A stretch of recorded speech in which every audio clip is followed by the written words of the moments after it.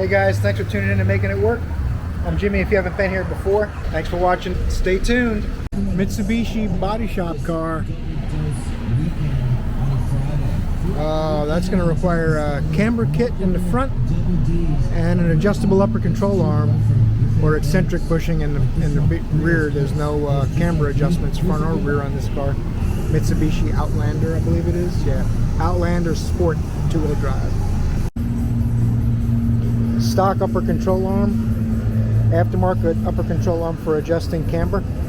It wasn't out that much, but you either put an eccentric bushing or you put this kit in there, and they opted to get this kit.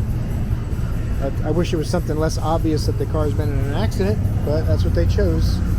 So I'm just going to make it about 1/8 of an inch longer than the original control arm to get some camber out of the back. Figured I'd show you guys what the specs look like for anyone wanting to do a string measurement wheel alignment. You see the tolerances here, 0.33 degrees, and the tolerance is 1/2 a degree. It's not 1/2 an inch, it's 1/2 of a degree. So it needs to be somewhere between 0.8 and minus 0.2, minus 0.8. So it'll let it go 0.5 positive or 0.5 negative.